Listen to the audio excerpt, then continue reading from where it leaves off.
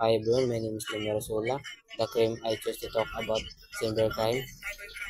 Cybercrime is when people use computer, cell phone, or the internet to do bad things. Example are hacking account, scamming people online, or stealing information like password.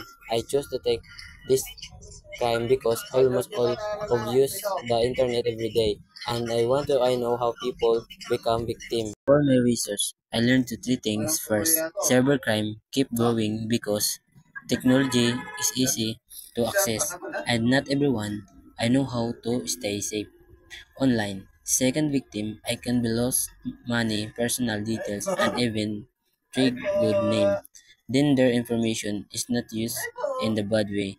Third, government and group like the United Nations and Interpol are trying to stop cybercrime by the making stricter rules and training police to handle online case. For me, this topic is interesting because it shows that crime is not only happening in the streets anymore but also online. Criminal can be attack anyone touch their gadget.